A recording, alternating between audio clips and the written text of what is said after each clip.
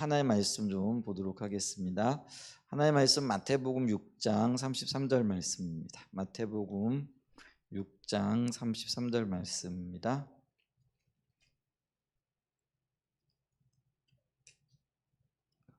자, 우리 다 외우고 있는 말씀이기도 할 것 같은데요. 그럼 한번 같이 읽어볼까요? 그런즉 너희는 먼저 그의 나라와 그의 의를 구하라. 그리하면 이 모든 것을 너희에게 더하시리라. 네, 이 말씀을 토대로 해서요. 주님의 뜻을 구함으로 이루어지는 성품이라는 제목으로 좀 말씀 나누기를 원합니다. 지난 주간에 우리가 마태복음 6장 9절 말씀, 그게 이제 우리가 흔히 얘기하는 주님 가르쳐 주신 기도잖아요. 너희는 이렇게 기도하라 그러면서 하늘에 계신 우리 아버지여 이름이 거룩히 여김을 받으시오며 그러면서 주님이 가르치신 기도를 통하여 우리가 빚어지는 성품들에 대해서 살펴봤잖아요. 그래서 여기 그 주님 가르쳐 주신 기도에는 세 가지 당신 청원이 있다라고 얘기를 했을 때 그게 이제 하나님의 이름이 거룩히 여김을 받으시는 것, 그게 우리의 청하는 원함이 되어져야 된다 그랬죠. 그래서 그 어떤 면에서 보게 되어지면은 하나님이 우리의 아버지가 되신다라는 것들이 하나님의 초월성과 또 우리 안에 함께 하신 내재성을 보여주는 거라 이렇게 얘기를 했죠. 그걸 이제 비밀이기도 한데 그걸 경험하는 역사가 있어야 되겠고요. 그 다음에 무엇보다도 또 하나님 나라가 임하기를 위하여 기도하는 거죠. 근데 이게 바로 이게 우리의 기도의 핵심이 되어져야 된다라고 이렇게 얘기를 했죠. 그래서 이 하나님의 나라는 의와 평강으로 임하는 거다. 그래서 하나님의 뜻이 이루어지고 하나님의 뜻이 이루어지는 가운데 평화를 누리게 되어지는, 그래서 하나님의 직접적인 통치가 우리의 삶 가운데 나타나는 것, 이제 그게 하나님의 나라가 우리 가운데 임하는 거라 그랬죠. 그래서 이 천국 개념 혹은 하나님의 나라는 우리가 죽어서 가는 곳이 아니라 이 땅에서 주님과 동행함으로 누리게 되어지는 그런 평강이다. 그리고 이것을 우리가 구하는 자리에 있어야 된다라고 이렇게 얘기를 했죠. 이제 그래서 우리의 삶의 가장 우선적인 것이 하나님 나라가 되어질 때에 삶이 조절되어지는 거죠. 근데 이 하나님 나라와 관련되어져서 오늘 우리가 마태복음 6장 33절 말씀을 보게 되면은 그런즉 너희는 먼저 그의 나라와 그의 의를 구하라. 여기서 그의 나라와 그의 의가 곧 하나님의 나라인데, 근데 오늘 우리가 좀 먼저 살펴보기를 원하는 건 뭐냐면 이 먼저라는 단어라는 거죠. 이게 먼저라는 것은 어떤 면에서 보면 우선순위의 문제라는 거죠. 그러니까 우리가 삶을 살아가는 데 있어서 여러 가지 필요들이 있고 혹은 뭐 여러 가지 어떤 우리 추구하는 것들이 있고 또 어떤 면에서는 있어야 할 것들이 있고 우리가 열망하는 어떤 것들이 많이 있죠. 그랬을 때 그러면은 가장 소중한 게 뭔가라고 얘기했을 때 결국은 제일 먼저 찾는 거라는 거죠. 그러니까 예를 들면 뭐 우리가 음식도 먹어야 살죠. 우리 추석에 이번에 뭐 맛있는 것들 많이 드셨을 텐데요. 그죠? 근데 이게 맛있는 것이긴 한데 어떤 면에서 보게 되어지면 가장 우선적인 건 뭐냐라고 얘기했을 때 예를 들면은 이 뭐 물을 음식이라고 얘기할 수 있을까는 모르겠지만 그러니까 먹는 것에 이렇게 비유를 하게 되어지면은요 그 많은 먹는 것들 뭐 귀한 것들이 있지만은 사실은 물보다 더 중요한 건 없잖아요. 그래서 어떤 우선순위의 문제라는 거죠. 많은 먹을 것들이 있지만 그러나 우리가 엄밀하게 따져보면은 그 먹을 것들 중에서도 우선순위가 있는 것들이 있고요. 어떤 거는 먹지만은 해악을 끼치는 것들도 있잖아요. 어, 그 혹시 이제 명절 보내면서 막 살이 막 찐다는 소리가 들리실지도 모르는데 이제 그런 거는 이제 뭐 예를 들면 튀김에 많이 뭐 또 기름이 많이 들어가는 거라든지 뭐 이런 것들은 맛있긴 하지만은 사실은 우리의 몸을 그렇게 유익하게 하는 것들은 아니잖아요. 먹음으로 인해서 유익하게 하는 것들이 있는가 하면 반면에 또 해를 끼치는 것들도 있을 수 있다라는 거죠. 그러면은 우리의 몸에 먹는 음식을 이렇게 비교했을 때도 우선되어지는 것들이 있고 또 가장 중요한 것들이 있을 수 있다라는 거죠. 근데 영적인 문제에서도 그런 거예요. 우리가 여러 가지를 기도할 수 있어요. 우리 필요를 위해 기도할 수도 있고 뭐 이웃을 위해 기도할 수도 있고 나라와 민족을 위해 기도할 수도 있고 당연히 이런 것들은 기도해야 되는 거죠. 근데 우리가 기도해야 될 것들 중에 있어서도 가장 먼저 구할 것들이 있더라는 거예요. 그게 이제 그의 나라와 그의 의라는 거죠. 그러니까 이제 우리가 하나님 나라라고 얘기를 하는데, 그래서 오늘 우리가 마태복음 6장 33절 말씀을 보고 되었을 때 주님이 가르쳐 주신 기도, 그다음에 이방인들이 구하는 기도, 또 우리 일반적인 우리의 모든 기도들을 이렇게 보게 되어졌을 때 그런 여러 가지 기도들 중에서도 가장 우선적이고 급하고 가장 중요한 기도가 있다라는 거예요. 그것을 이제 종합했을 때 그게 바로 그의 나라와 그의 의를 구하는 거다라는 것이죠. 근데 그의 나라와 그의 의를 구할 때 우리는 이 우선의 문제가 주님께 초점이 맞춰지고 자기 자신의 필요를 돌보는 것보다도 하나님의 필요를 먼저 채워나가게 되어질 때에 그곳에서 하나님을 경험하게 되어지는 놀라운 신앙의 어떤 성숙과 어떤 또 공급의 역사들을 경험하게 되어질 거라는 것들을 우리가 보게 되죠. 그래서 그의 나라와 그의 의, 다른 말로 얘기하면 하나님 나라를 먼저 구함으로써 빚어지는, 그러니까 자기가 부인되어지는 거잖아요. 그러니까 우리가 이게 있잖아요. 뭐 팔이 안으로 굽는다고 해가지고 내가 원하고 내가 기대하는 것들이 우선되어지는 거잖아요. 근데 그런 것들을 포기하고 그걸 이제 다른 말로 얘기하면은 십자가를 지는 삶이라 이렇게 얘기할 수 있는 거죠. 그러니까 십자가는 우리가 다른 말로 얘기하면 고난이라 이렇게 얘기를 하는데, 그래서 어떤 면에서는 고난 없는 부활을 우리가 많이 기대하고 바라보지만 그런 일은 있을 수 없잖아요. 마찬가지로 우리가 이 십자가를 짐으로 부활의 영광을 안을 수 있듯이 우리의 삶에서도 그 하나님의 필요를 먼저 채우심으로 이제 그게 왜 고난이 되어지느냐면요, 하나님의 필요를 먼저 채운다 했을 때 사실은 우리의 삶에서는 내 필요가 먼저고 우선이잖아요. 우리가 삶을 살아가다 보면은 그게 있잖아요. 표현이 좀 그런데요. 우리가 예를 들면은 다른 사람이 아파가지고 죽어간다 뭐 이것보다는 내 그 뭐죠? 작은 가시에 찔린 내 새끼 손가락이 더 아프게 느껴지는 거잖아요. 그게 이제 어떤 면에서는 뭐 이기적이고 이런 걸 떠나가지고요, 가장 어떤 면에서는 우선적인 필요인 거잖아요. 다른 사람의 필요에 대해서는 둔감하지만은 자기 자신의 어떤 필요라든가 고통에 대해서는 우리가 민감할 수밖에 없는 거죠. 그런데 우리가 이 하나님 나라를 먼저 구한다라는 것은 나의 이런 필요들이 내려지고 부인되어진다라는 거예요. 그게 그래서 십자가가 되어진다라는 거죠. 그래서 내 자신이 부인되어짐을 통해서 하나님의 필요를 보게 되고 하나님의 뜻이 이루어지는 즐거움과 기쁨을 누리게 되어지는 거죠. 그러면서 거기에 자기 부인의 삶과 십자가를 지는 삶을 통하여 하나님의 성품을 닮아가게 되어지는, 이제 하나님의 필요와 하나님의 원하심을 점점 더 깨달아 가게 되어지는 놀라운 은혜, 그리고 놀라운 성장과 성숙의 역사들이 있다라는 것이죠. 근데 우리가 이 하나님의 나라, 그의 나라와 그의 의를 구함에 있어서 이렇게 우리 성품이 빚어집니다. 근데 그게 과연 자기 부인을 통해서 그럼 나는 어떤 면에서 손해를 보게 되어질 건가? 아니죠. 이게 이제 또 어떤 영적인 비밀인 것을 보게 되어지죠. 먼저 우리가 하나님 나라를 구하고 십자가를 지게 되어지면은 그 십자가를 통하여 주어지는 부활의 영광을 만나게 되어지듯이 하나님은 나의 필요에 대해서 눈 감지 않으신다라는 거죠. 침묵하시지 않는다라는 거죠. 이제 그거를 우리가 이론이 아니라 실제로 배워가야 된다라는 거죠. 근데 우리가 이 말씀을 들으면은 너희는 먼저 그의 나라와 그의 의를 구하라. 그리하면 이 모든 것들을 너에게 더하시느니라. 이제 이러면은 그래, 하나님의 필요를 채워야지. 그러면 하나님이 내 어떤 필요를 채워주시지. 그러니까 내 필요를 위하여 하나님의 필요를 먼저 하는 게 아니고요, 정말로 하나님의 필요를 먼저 채우고 내 것은 채워지지 않아도 좋다라는 그 자리까지 내려가게 되어질 때에 나를 채우시는 하나님의 그 실질적인 하나님의 역사를 보게 된다는 거예요. 근데 우리가 이런 말씀을 들으면서 늘 생각하는 게 뭐냐면요, 그게 너무나 이론적이라는 거죠. 그리고 어떤 면에서는 진정한 의미에서 하나님의 필요를 추구하기보다는요, 나를 위한 하나님의 필요를 채워가고자 하는 거죠. 근데 이게 내려져야 된다는 거예요. 그러니까 오늘 우리가 보기를 원하는 게 그게 보여지고 그게 이론이 아니라 정말로 실제가 되어지는, 그러니까 하나님의 필요가 우리의 삶에 더 크고 더 구체적이고 더 실제적이 되어져야 된다는 거죠.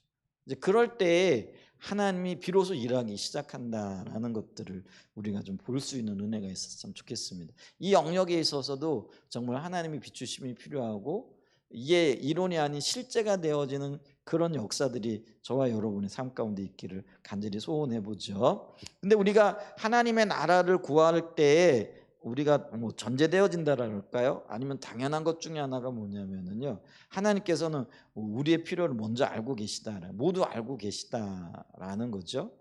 그래서 이 고백이 주님 앞에 드려질 때에 우리가 그 알아야 될 게 있는 게 뭐냐면 하나님께서는 우리의 모든 길과 우리의 모든 필요를 아신다라는 거죠. 내가 어디에 서야 될지 그 길에 섰을 그때 내게 무엇이 필요한가 이런 것들을 우리가 아는 거죠. 그래서 주님이 나의 필요를 아시는 하나님이라는 것을 고백하는 것이 어떤 면에서는 주님의 뜻을 위한 기도의 시작이 되어질 수도 있다라는 거죠. 그래서 어떤 면에서는 이게 내 모든 필요를 알고 계신 그 하나님 앞에서 주님의 뜻을 구하는 것, 그것 자체가 하나님의 뜻을 구하는 기도의 시작이 되어진다라는 거죠.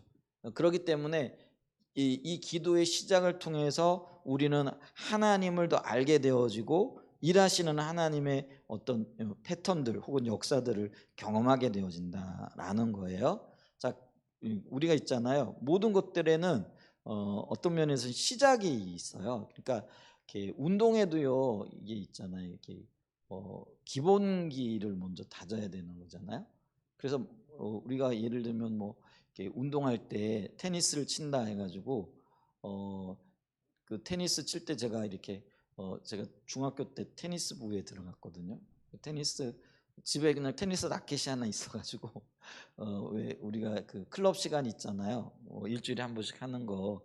그래서 뭐 할래 그래가지고 테니스를 좀 배워보겠다 그랬더니 맨날 맨 처음부터 운동장 돌리는 것부터 시작을 하더라고요. 그리고 난 다음에 테니스 라켓 들고는요, 뭐 이렇게 들고는 뭐 이것만 계속 연습을 시키는 거예요. 그러니까 저는 뭘 배우고 싶은 거예요?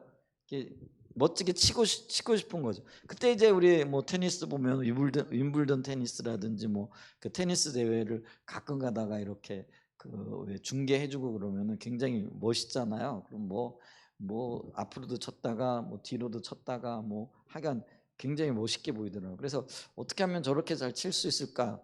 그래서 이제 그걸 기대하고 갔는데 맨날 하는 게 뭐냐, 운동장 뛰게 하는 거고, 그리고는 좀 시간 되면은 뭐 라켓 들고 그냥 이것만 빈 데만 치게 하고 뭐 이러더라고요. 근데 그때는 좀 이해가 안 되더라고요. 나는 지금 빨리 좀 공도 쳐보고 싶고 멋있게 그냥 보여주고 싶고 뭐 이런데, 근데 그게 아니더라고요. 뭐 그러다가 뭐 1년을 배웠는데 별로 진척이 없죠. 뭐 일주일에 한 번씩 하다 보니 한 학기 정도 그렇게 했던 것 같아요. 그래가지고 배우다가 말았는데, 근데 이제 지금은 그 의미를 알아요. 왜 선생님이 운동장부터 돌렸는지. 뭐 기본기가 있어야 돼, 체력이 있어야 되잖아요. 그 체력을 가르치고 있고 난 다음에 그 다음에 이제 가장 기본적인 동작을 가르치는 거죠. 근데 기본적인 동작을 배우는데도 사실은 몇 년씩 걸리는 거죠. 근데 이제 조급하니까 또 안 되니까 포기하기도 하는데, 이렇게 몇 년씩 기본기를 익히다 보면 이제 나중에 어떤 것들이 나와요? 전문 동작에 대한 어떤 레슨이 나오고요. 또 가르치고 그것에 집중적인 훈련을 하게 되어지는 것들을 이렇게 보게 되어지는 거죠. 그러니까 기도에도 마찬가지라는 거예요. 우리가 기도를 시작할 때 하나님은 나의 모든 필요를 알고 계신다라는 기본 전제로부터 시작이 되어진다. 근데 그게 경험되어지지 않으면은요, 이게요, 기도하기가 쉽지 않아요. 그러니까 예를 들면은 우리는 어떤 의미에서 보게 되어지면은요, 이 하나님 나라를 구하는 것, 하나님의 뜻을 구하는 것, 그게 굉장히 멋있기는 한데 어, 우리 안에서 하나님이 내 모든 필요를 알고 계시다라는 인식이 없게 되어지면은요, 이 먼저 하나님의 뜻과 하나님의 의를 구하는 게 쉽지 않더라는 거예요. 왜냐하면은 그 내가 원하는 건 먼저, 그리고 하나님 앞에 내가 원하는 거를 우리 하나님 모르고 계신 것 같으니까 빨리 가르쳐 드려야 되잖아요. 그러니까 이제 우리의 기도가 어떤 면에선 그거예요. 그래서 그렇게 되어진다라는 것 자체가 하나님이 나를 모르고 계신 거죠. 그러니까 성경이 말하시는 바 하나님은 내 모든 것을 알고 계시고 나의 창조자가 되신다라는 사실을 이론적으로 알 뿐, 실질적으로 하나님이 나의 창조자가 되시고 내 모든 필요를 알고 계신다에 대한 그런 믿음과 신뢰는 없게 되어지는 거죠. 그러니까 어떻게 되는 거예요? 주님의 나라を먼저 구하기보다는 내 필요와 그걸 얼른 가르쳐 드려야 되니까, 모르고 계시니까, 우리 하나님 모르고 계시니까 얼른 가르쳐 드려야 하나님 내 필요를 아시고 하나님이 내 필요를 채워주실 거 아니에요. 그러니까 우리가 기도 생활을 보게 되어지면 결국은 우리가 기도할 때 자기에게 초점이 맞춰지거나 원함에 초점이 맞춰진다라는 하나님을 모르는 거라는 거예요. 그러면 우리가 먼저 그의 나라와 그의 의를 구할 수 있는 기본에 뭐가 있어야 되냐면은 하나님은 나를 알고 계시다라는 그게 있어야 되는 거예요. 그러니까 우리는 그거는 그냥 하나님 앞에 맡겨드리고 우리 하나님이 원하심이 뭔가 그게 이제 하나님의 나라와 하나님 뜻이잖아요. 그걸 알게 되어지면 자연스럽게 하나님의 뜻과 하나님의 의중을 구하면서도 전혀 불안하지 않은 거죠. 근데 그걸 모르게 되어지면 이제 이론적으로 너희는 먼저 그의 나라와 그의 의를 구하라 그러니까 뭐 하나님 나라도 구하고요, 뭐 비전도 구하고 뭐 교회에 뭐 하나 행하시는 일도 구하면서 늘 불안한 거죠. 어떤 불안함이 있는 거예요. 아니 언제 하나님이 나를 알아주실까? 언제 하나님 앞에 내 형편과 처지를 아뢰고 하나님이 그게 반응하게 하실까? 이제 이게 불안한 거죠. 그러니까 이 기도가 제대로 드려지지 않는 거죠. 반쪽짜리가 기도되어질 뿐만 아니라 어떤 의미에서 진정한 의미에서의 주님과의 교통이 일어나지 않게 되어지는 거죠. 근데 우리가 이 먼저 주의 나라와 주의 의를 구한다는 그 이면에는 주님 안에 주님께 대한 철저한 신뢰가 있는 거예요. 주님이 나를 알고 계신다라는 거. 그러니까 내가 구하지 않아도 내 모든 필요와 내 모든 것들을 알고 계신다라는 그 하나님에 대한 신뢰가 있어야 된다라는 거죠. 물론 성경은요. 알고 계시지만 우리가 기도해야 될 게 있어요. 근데 기도할 때 오늘 우리가 그의 나라와 그 일을 구하는 것 이게 하나님 나라를 구하는 기도인데 오늘 살펴보는 게 뭐예요? 우선순위의 문제라는 거예요. 뭘 더 소중히 여길 것인가? 그러니까 우리가 우리의 삶에 있어서 내 필요와 혹은 나의 계획을 더 우선적으로 여길 것인가? 그러면은 내가 우선적으로 여기는 것을 쏟아놓을 수밖에 없다라는 거예요. 근데 하나님을 알게 되어지면은 하나님의 그 필요에 초점이 맞춰지면서 알고 계신 주님께서 때에 맞게 내게 일하실 거라라는 이제 그런 어떤 고백이 드려진다라는 거예요. 그런 고백이 토대가 되어질 때만이 진정한 의미에서의 그의 나라와 그의 의를 구하는 기도가 되어진다라는 거예요. 근데 있잖아요. 우리가 이 주님의 나라와 주님의 의를 구하여 기도할 때 가장 걸림돌이 되어지는 게 결국은 뭐냐면은요. 그게 의심이에요. 그걸 우리가 다른 말로 얘기하면 염려라 이렇게 얘기할 수 있다라는 거죠. 그렇잖아요. 어떤 염려예요? 주님이 나를 알고 계실까? 알고 계셔도 내가 그냥 부르짖어 기도하지 않으면은 안 들어주시지 않을까? 아니 그럼 내가 때에 맞는 때에 일이 이루어져야 되는데 이 일이 안 일어나지는 않을까? 이런 염려, 근심, 걱정 뭐 이런 것들이 그게 우리가 하나님의 나라를 구하지 못하게 하는 굉장히 큰 걸림돌이 되어진다라는 것이죠. 그래서 여기 보게 되어지면은요, 어, 여기 34절에도 그렇게 얘기를 하잖아요. 마태복음 6장 34절에 안 읽었는데 우리가 보게 되어지면 그러므로 내일을 위하여 염려하지 말아라. 내일 일은 내일에 염려할 것이요 한날의 괴로움은 그날로 족하니라 이렇게 얘기를 하잖아요.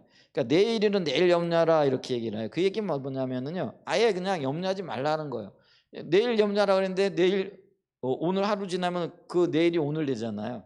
그럼 또 내일로 넘어가. 그러니까 이게 염려할 필요가 없다. 아직 그것을 가지고 싸매고 뭐 있을 필요가 없다라는 거예요. 근데 그러기 위해서는 뭐냐면은 나의 모든 것을 알고 계시는 주님에 대한 신뢰가 있어야 된다라는 거예요. 그게 이제 믿음이잖아요. 그리고 이 믿음의 기초에서 기도하는 게 필요하다는 거죠. 그래서 우리가 그렇게 되어지면서 우리가 이 염려를 덮고 하나님의 뜻이 이루어지는 것을 구하여 나가는 거예요. 그러니까 어떤 면에서 하나님 나라를 구하는 거는요. 우리의 염려를 내려놓게 하는 적극적인 대처 방안이 되어질 수 있다라는 거예요. 있잖아요. 그래서 우리가 하나님 그분에 대한 신뢰, 그분을 향한 믿음의 표현, 그리고 그걸 붙잡고 주님 앞에 하나님 나라와 하나님의 의를 구하여 가는 거죠. 그래서 염려하지 않는 거는 어떤 면에서는 소극적인 방법이고 하나님 나라를 구하는 거는 적극적인 방법이라는 거죠. 그래서 하나님 나라를 구하여 나감으로써 우리의 염려가 내려지는 거죠. 그래서 하나님 뜻이 이루어지게 되어지는 그런 놀라운 역사들이 있게 되어진다라는 거죠. 그래서 우리가요, 이 먼저 기도할 수 있는 이유, 또 먼저 기도할 수 있는 어떤 그런 힘이 어디에서 나오는가? 결국은 우리가 주님을 아는 것에서부터 나온다라는 거죠. 어떤 걸 아느냐? 주님이 나의 모든 것들을 알고 계신다라는 그 고백인 거죠. 나의 머리카락까지 세신 바 되신 하나님께서 내 모든 형편과 처지를 알고 계시고, 그리고 때를 따라 하나님께서 내게 무엇이 있어야 될 것들을 알고 계신다라는 거죠. 아멘. 이제 그 믿음, 그 신뢰가 있게 되어지면은요, 자기 자신을 위해서보다 먼저 하나님의 뜻을 구하고 그것이 내게 유익이라는 것들을 알게 되어지는 거라는 거죠. 그 다음에 이제 우리가 좀 두 번째 볼 것은 뭐냐면은, 하나님 나라의 관점에서 보게 되어지면 하나님은 우리에게 실적이나 어떤 업적을 기대하시는 게 아니라요, 우리의 마음을 기대하고 계시고 우리의 마음을 보고 계시다라는 거죠. 자, 이 하나님의 뜻과 하나님의 실제는 좀 다를 수 있다라는 거죠. 이게 이 하나님의 뜻은요, 왜 이게 우리의 관점, 우리의 뜻과 이렇게 대비되어진다 이렇게 얘기할 수 있잖아요. 그러니까 우리의 관점은 어디에 있는 거예요? 외형에 있어요. 심지어는 열매. 그러니까 열매도요, 어떤 면에서는 하나님의 관점이 아닐 수 있다라는 거예요. 그러니까 열매는 당연히 우리가 하나님의 뜻대로 살게 되어질 때에 자연스럽게 맺어지는 거잖아요. 그래서 어떤 때는 우리가 왜 열매가 없지? 요즘 저도 이렇게 고민하는 것 중에 하나가, 왜 열매가 없지? 내가 주님 뜻대로 살면 열매가 있는데. 근데 어떤 면에서 보면 그것도요, 외형적인 거예요. 이렇게 드러나는 것들에 우리가 이게 신앙생활 하다 보면은 꼭 열매가 있어야만이 그게 하나님의 역사는 아닐 수도 있거든요. 하나님이 일하셔도 열매가 안 보여지는 것들이 있을 수가 있어요. 물론 우리가 보기에 그렇다는 거죠. 예를 들면은 베드로가 정말 그 모든 걸 다 해가 주님을 따랐는데 그에게 맺혀졌던 열매는 뭐예요? 십자가에서 죽는 거였거든요. 그러니까 우리가 그러면은 그 십자가에 죽는 걸 보고 열매로 평가할 수 있느냐라는 거죠. 그거는 눈에 보이는 열매로 봤을 땐 실패잖아요. 근데 그걸 우리가 그렇게 평가할 수 있는 거냐라는 거죠. 근데 하나님 절대로 그걸 안 본다라는 거예요. 베드로가 어떤 자세, 어떤 삶으로 어떻게 주님을 따랐던가 이걸 보시고요, 그게 열매가 되어지고, 그 열매가 오늘날 사실은 우리에게 너무나 눈에 보이지 않는 영향력을 이렇게 미치고 있는 거잖아요. 사도 바울도 마찬가지라는 거죠.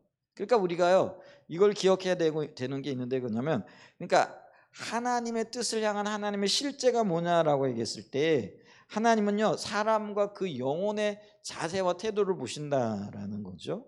그래서 어떤 면에서 맺혀진 열매보다, 혹은 우리가 하나님을 어떤 마음의 태도와 자세로 섬기고 있는가, 이런 것들을 더 보고 계시다는 거죠. 근데 이제 우리는 이제 열매에 대한 강박관념이 있는 거죠. 그래서 우리가 이렇게 주님을 이렇게 하면 이런 열매가 있어야 되는데 왜 열매가 없지? 당연히 열매가 있어야 돼요. 근데 거기에 우리의 초점이 가 있게 되어지면 이 자세가 잘못되어졌다라는 거죠. 열매는 주님의 뜻대로 맺으실 거예요. 그래서 우리가 주님 앞에서 기대하고 바라봐야 될 것, 그건 뭐냐면은요, 이 하나님의 뜻이 뭔가, 그게 이제 우리가 기대하는 열매하고는 다르다라는 것들을. 근데 하나님은 우리의 마음의 자세와 태도 속에서 예를 들면 베드로의 뭐랄까요, 주님을 향한 간절한 마음을 보셨죠. 다시 하나 예를 들게요. 우리가 요한복음 21장에 보면은 베드로가 3번을 예수님을 부인했잖아요. 근데 예수님이 갈릴리 바닷가에서 물고기 잡고 있는 베드로를 찾아오셔가지고 네가 나를 사랑하느냐 이렇게 물어보시잖아요. 그랬을 때 베드로가 차마 하나님을 사랑한다라고 이렇게 고백을 못 해가지고요. 그러니까 이게 아가페의 사랑을 얘기를 하는 거예요. 그 대답할 때 뭐라고 얘기를 하느냐면은요, 필레오의 사랑으로 얘기. 그러니까 우리가 헬라어의 사랑을 4가지로 뭐 에로스의 사랑이라든지 필레오의 사랑이라든지 하나는 뭐 아가페의 사랑이고 하나는 뭐 생각 뭐요? 하나 있는데 하여간 이 필레오의 사랑은 그 친구들 간에 누리는 우정의 사랑을 얘기하거든요. 근데 하나님의 사랑은 아가페의 사랑이잖아요. 절대적인 사랑. 근데 하나님께서 이 베드로에게 물어보시는 거, 네가 나를 사랑하되 아가페로 사랑하느냐 그랬더니 베드로가 그런 말을 못해요. 그래서 이 헬라어에 보게 되어지면 내가 하나님을 사랑하지요 그러면서 필레오로 사랑합니다 이렇게 얘기를 해요. 그러니까 이게 베드로의 정직한 고백인 거죠. 왜냐하면 베드로 입장에서 봤을 때는 베드로가 어떻게 얘기하는 거예요? 이 그 하나님을 예수님을 이렇게 세 번이나 부인하잖아요. 저주하면서까지 부인하잖아요.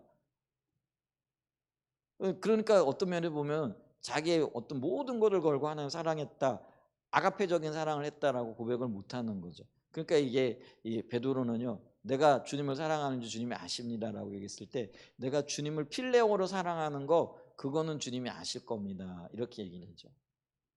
그랬더니 주님이 두 번째도 네가 나를 아가페로 사랑하느냐? 그랬더니 이때도 주님이 뭐라고 얘기를 하느냐면 베드로가 뭐라고 필레오로 사랑한다 이렇게 얘기를 해요. 근데 세 번째 이 베드로에게 물어보실 때는요, 예수님이 베드로에게 네가 나를 필레오로 사랑하느냐 이렇게 얘기를 해요. 그랬더니 베드로가 필레오로 사랑한다 이렇게 대답을 해요. 근데 그게 왜 그러냐면 사랑이 떨어진 게 아니고요. 하나님이 베드로의 사랑의 위치로 내려오셔가지고 그 사랑을 인정하시고 그 사랑을 키워가시는 거예요. 그러니까 이 베드로가요 마지막 때에 우리가 그 코바디스라는 영화를 보거나 보면은 알잖아요. 로마에서 박해가 일어나고 그 박해 때문에 제자들이 뭐라고 얘기를 하느냐면은 여길 떠나라고 이렇게 얘기를 하죠. 그랬더니 베드로가 부랴부랴 짐을 싸가지고 이 로마를 벗어나려고 할 때 저곳에서 누가 저벅저벅 걸어오는 게 보이죠. 그래서 누군가 봤더니 예수님인 거죠. 그래서 아니 예수님 웬일이십니까? 그랬더니 나는 네가 피해 나온 그곳에 죽으러 간다 이렇게 얘기를 하잖아요. 이제 그랬을 때 이때 베드로가 그 예수님의 모습을 물론 이제 환상 중이었겠죠. 주여 어디로 가십니까? 물어봤더니 내가 도망 나온 그 성에 나는 내 백성들과 함께 죽으러 간다 그랬더니 베드로가 그걸 보고 도망가지 않고 돌아와서 그곳에 순교를 당했다는 이런 일화가 있잖아요. 자 보세요. 주님이 아가페로 사랑하느냐고 물어봤을 때 베드로는 도저히 그걸 내가 하나님을 아가페로 사랑한다 고백을 못해서 필레오로 사랑한다 그랬어요.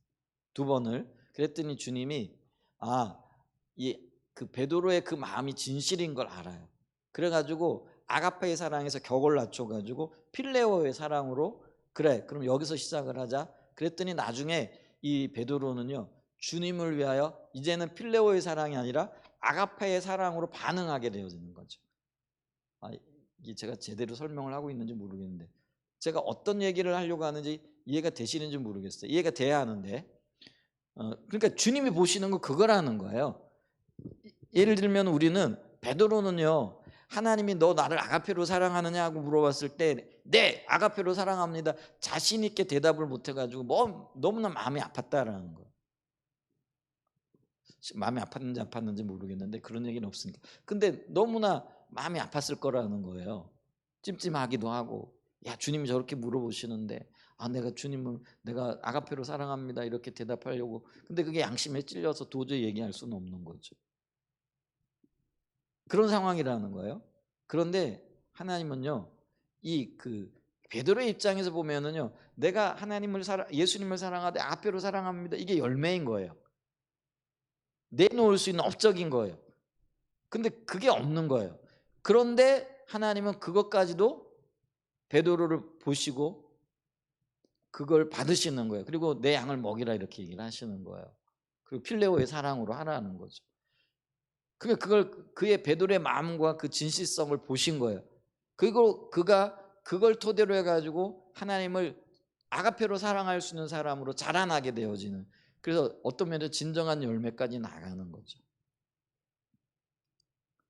하나님은요 지금 그걸 보고 계시다라는 거예요. 그러니까 우리에게 당장에 나타나 있는 어떤 열매 이게 없어가지고 안타까운 그러나 그 안에 주님을 사랑하고 주님을 따르고자 하는 그 열망 그걸 보고 계신다라는 거죠. 그러니까 하나님의 관점을 이해하고 하나님의 관점을 보는 것이 굉장히 중요하다라는 것이죠. 그리고 우리의 마음에 뭐가 있는지 우리의 그 마음에 어떤 동기들이 있는지 주님이 이걸 보신다라는 거죠. 그래서 어떤 면에서 보게 되어지면은요, 우리가 주님을 사랑한다라는 그 지식적인 고백 가운데에서 이 사랑이 어떻게 표현되어지고 어떻게 열매 맺고 어떻게 하나님 앞에 드려질까, 이 부분은 어떠면 지혜의 영역이잖아요. 이제 그것이 더해져야 되는 것이죠. 그래서 우리가 그럴 때 지식의 영역에 지혜의 영역이 이 성령의 역사하심인 거죠. 이게 더해지게 되어질 때 우리가 하나님의 마음을 알게 되어지고 그 마음 앞에서 우리가 온전히 연합하게 되어지고 하나님의 뜻을 이루어가게 되어지는 역사들이 있게 되어진다라는 것이죠. 그래서 우리가 아는 거 굉장히 중요하죠, 지식적으로. 근데 그 지식이 지혜가 되어짐으로 성령의 통치와 인도를 받고 하나님의 뜻이 이루어지게 하는 것, 이 일을 위해서는요, 성령의 통제와 분별하게 하시는 분별력이 굉장히 필요하다라는 것이죠. 근데 이제 우리가 이런 지혜를 갖기 위해서는요, 무엇보다도 중요한 게 있는데, 그게 뭐냐면 세상의 가치관을 따라가지 않는 것이 굉장히 중요하다는 거예요. 그래서 로마서 12장 1, 2절에 보게 되어지면은 바울이 하는 얘기, 그 얘기예요. 너희가 드릴 영적인 예배가 있는데 그게 뭐라는 거예요? 이 세대를 본받지 않고, 이거죠. 근데 이 세대가 뭐예요? 세상의 가치관이라는, 세상이 사랑하고 세상이 추구하는 것들이라는. 근데 세상이 추구하고 세상이 바라보는 것들을 가지고 있으면 지식적으로는 우리가 하나님을 사랑해야 된다고 하지만은 하나님은 정말 사랑할 수 있는 자리로 나갈 수 있어요, 없어요? 못 나가야 된다는 거죠. 이게 지혜가 없는 거죠. 그러니까 지식적으로는 알아요. 근데 지혜가 없어서 지식에 쏠리게 되어지는 삶을 살아가게 되어지면서 결국은 어떤 면에서는요, 우리가 주님의 뜻을 전혀 분별하지 못하게 되어지는 이제 그런 일들이 나타나게 되어진다라는 것이죠. 그렇기 때문에 우리가 세상 가치관으로부터 우리 자신을 지켜내는 것, 세상이 추구하는 것으로부터 우리 자신이 돌아서는 것, 그게 결별해야 돼요. 세상으로부터 우리 자신을 구분해내야 된다는 거. 그래야만이 주님이 보여요. 그게 이제 주님의 관점이 보인다. 이게 지혜가 되어진다는 거죠. 아멘. 네. 네. 이제 이렇게 되어질 때 우리가 진정한 의미에서 하나님의 뜻과 그의 나라를 먼저 구할 수 있게 되어진다라는 거죠. 그래서 우리가 이 하나님이 주시는 지혜로 분별을 하게 되어질 때 내 뜻과 하나님의 뜻이 다를 때 내 뜻을 버리고 하나님의 뜻을 찾게 되어지는 거죠. 우리가 이렇게 성경에 보면은 내 뜻이 있죠. 우리 주님도 자기 뜻이 있으셨어요. 근데 이 내 뜻과 자기 뜻이 충돌하게 되어질 때 이런 어떤 우리가 하나님의 뜻을 추구하고 또 하나님의 지혜로 무장하고, 그러니까 이게 세상으로부터 구별되어지는 거죠. 세상 가치관으로부터 자기 자신을 거룩하게 구별하게 되어질 때에 이제 그런 일들이 있게 되어지는데, 자기를 버리고 하나님의 뜻을 취하게 되어지는 이제 그런 어떤 결정적인 열매들을 갖게 되어지는 거잖아요. 자, 우리가 누가복음 22장 41절로 44절의 말씀 보게 되어지면은 이게 예수님이 십자가를 지시기 전에 겟세마네 동산에서 가졌던, 어떤 면에서 보면은 눈물의 기도고 고뇌에 찬 어떤 그런 시간들이잖아요. 누가복음 22장 41절부터 보면은요. 자, 그들을 떠나 돌 던질 만큼 가서 무릎을 꿇고 기도하여 이르시되 아버지여, 만일 아버지의 뜻이거든 이 잔을 내게서 옮기시옵소서. 그러나 내 원대로 마시옵고 아버지의 원대로 되기를 원하시나이다. 여기 보면 아버지의 원이 있고 내 원이 있잖아요. 아버지의 원은 뭐예요? 이 잔을 마시는 거예요. 근데 이 잔이 뭐예요? 십자가를 지는 거죠. 근데 내 원은 뭐예요? 좀 편하게 가는 거잖아요. 근데 이게 세상의 가치관이라는 거죠. 여러분, 세상의 가치관이 뭐예요? 이 땅의 모든 세상의 가치관은요, 지름길을 찾는 거예요. 다른 말로 하면 좀 편하게 살아라 이거예요. 뭐 좋은 게 좋은 거 아니냐 이거죠. 그게 세상의 가치관이에요. 거창고등학교라고 있다고 그러는데, 거창고등학교 지금도 그러고 있는지 모르겠는데, 거창고등학교 졸업생들이 직업을 선택하는 10계명이라 그런가요? 거기 언제 제가 한번 읽어 들었나 모르겠는데, 거기에 보면 뭐예요? 그러니까 예를 들면은 월급을 많이 주는 일이 있고 적게 주는 일이 있으면은 너희들은 적게 주는 일을 택하라. 그러니까 쉬운 일이 있고 어려운 일이 있으면 너희는 어떤 일을 택하라는 거예요? 직업을 택할 때 어려운 일을 택하라. 이게 그때 그 교장 선생님이 아주 대단한 분인데요. 그러니까 그렇게 아이들을 가르쳤대요. 그랬더니 그 거창고등학교가 엉뚱한 결과가 있어요. 몇 년 수년 동안을 지금도 그런가 모르겠는데 서울대학에 가장 많이 합격하는 학교 중에 하나였대요. 그래서 거창고등학교가 굉장히 유명해진 거예요. 전국에서 아이들을 보내는 거죠. 근데 처음에는 그렇게 시작한 게 아니에요. 얘들을 기독교적인 가치관에서 어떻게 키울까? 그래서 직업을 갖는 것도요. 예를 들면은 돈을 많이 주는 직업이 있고 이게 이 자리가 있으면 너는 돈을 적게 주는, 좀 어려운 일이 있고 어려운 어떤 일이 있고 쉬운 일이 있으면 너는 힘든 일을 택하라. 이런 식으로 아이들을 가르쳤던 거예요. 그랬더니 하나님 지혜를 주셔가지고 거창고등학교가 엉뚱하게요 서울대학에 수십 명의 아이들을 그 시골 학교에서 보내게 되어지면서 굉장히 유명해졌어요. 그러니까 우리는 서울대학 많이 보내면 제일 좋은 학교들이 되는 거잖아요. 그러니까 전국에서 아이들을 보내고 막 이래가지고 거창고등학교가 한때 굉장히 유명했어요. 뭐 지금은 어떤지 모르겠는데 요즘 제가 관심이 없어가지고. 그게 이제 세상의 가치관이거든요. 좋은 거 택해라, 빨리 가라, 지름길 택해라. 근데 이 세상의 가치관의 뒤에 누가 있느냐면요, 사단이 정확하겠죠. 그러니까 사단이 예수님을 시험할 때도 뭐였어요? 너 좀 사람한테 박수 받아라, 쉽게 가라, 왜 그렇게 어려운 일 갈라 그러냐. 그 예수님을 시험할 때도 그 시험의 주제가 그거였어요. 지름길로 가라, 사람들로부터 칭찬받아라. 근데 그게 세상이라는. 그러니까 우리가 알고 있잖아요. 자기와 세상과 사단은 삼위일체라는 거죠. 그래서 보세요. 우리가 주님의 지혜로 하나님의 뜻을 분별하지 못하게 되어지면은요, 자기 길을 가게 되는 거예요. 세상 길을 가게 되는 거예요. 근데 그 길이 사단의 길이라는 거예요.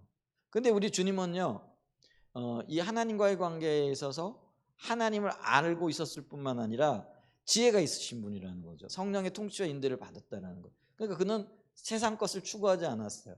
그러니까 기꺼이 십자가를 지는 선택을 하는 거예요. 그러니까 나의 원대로만 하옵시고 나의 원은 십자가 안 지는 거예요. 아버지의 뜻대로 아버지의 원대로 하옵소서. 그리고는 그 아버지의 원을 굳건히 붙잡는 거죠. 이게 이제 우리의 삶이고요. 우리의 초점이 되어져야 된다는 거죠. 그게 어우러지게 되어질 때 하나님에 대한 신뢰가 토대가 되어지고 그분이 행하시는 일들에 대한 믿음이 있으니까요, 자기 것을 찾고 자기 것을 우선하는 게 아니라 하나님의 나라와 하나님의 뜻을 먼저 찾게 되어지고 그게 우리의 삶의 우선순위가 되어진다는 거죠. 이게 참 심오하면서도 쉽지 않은 거예요. 우리는 우리 눈에 보여지는 게 가장 먼저거든요. 당장 나의 일, 내 자식의 일, 뭐 그죠? 근데 영적인 것, 교회의 일, 뭐 이런 것들은요, 어떤 면에서는 나하고는 상관이 없죠.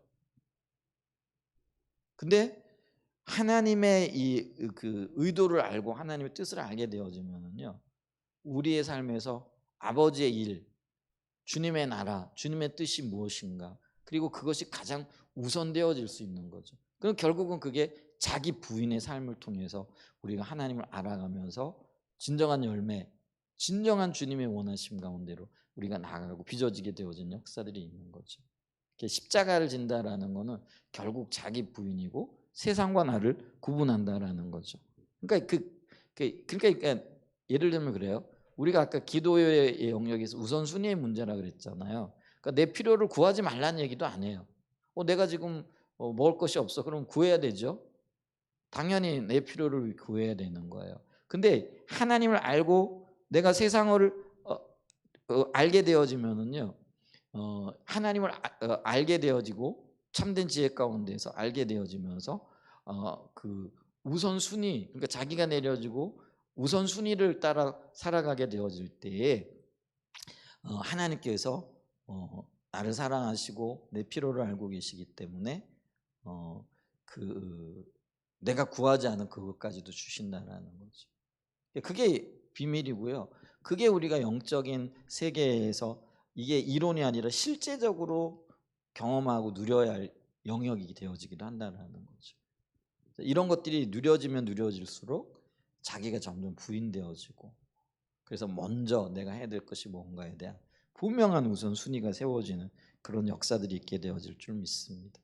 근데 이제 우리는 이런 말씀을 이론적으로만 알게 되어지니까 어떻게 하느냐면요. 그런즉 너희는 먼저 그의 나라와 그의 의를 구하라. 그리하면 이 모든 것을, 그래서 항상 그리하면 이 모든 것을 너희에게 더하시. 여기에 더 큰 초점이 있는 것. 그게 이론인 거죠. 근데 신앙이 실제가 되어지면은요. 먼저 내가 뭘 구할 것인가. 그게 삶의 형태로 나타나고요. 우리의 실질적인 기도에 나타나게 되어진다라는 거죠. 그러니까 있잖아요. 원인이 있으면은 결과는 오게 되거든요. 근데 우리는 이론이면은 결과부터 신경을 써요. 근데 안 해요. 결과는 그냥 내버려 두면 자연적으로 오는 거죠. 근데 실제가 되어지면은요. 원인이 분명하게 보여요. 그래서 내가 먼저 뭘 구해야 되지? 그게 하나님 나라고 하나님의 일이고 하나님의 역사라는 거죠. 이제 그런 어떤 비침이 실질적인 삶의 영역에서 그게 근데 쉽지 않아요. 왜냐하면 이게 아까 얘기했잖아요. 십자가와 관련되어지기 때문에 이게 자기 부인이라는 거죠. 그래서 자기 부인 십자가는 철저하게 내 중심성이 내려지고 하나님 중심적인 그런 삶 신앙으로 나가는 그럴 때 거기에 그 결과가 오게 돼요. 근데 결과는 우리의 영역은 아니고요. 주님께 맡기시는 그런 은혜가 있으시길 축복합니다. 그래서 주님의 뜻을 구한다라는 것은 내가 부인되어짐으로 주님이 나를 통해서 일하신다. 그래서 내가 주님을 닮아가게 되어지는 자기 부인의 삶에 열매들이 맺혀지게 되어진다. 근데 그런 결론을 이룰 수 있겠죠. 그런 은혜가 저와 여러분의 삶 가운데 아름답게 열매 맺고 나타나는 은혜가 있으시기를 예수님의 이름으로 간절히 축복하고 축원드립니다. 아멘. 우리 한번 좀 기도하겠습니다. 주님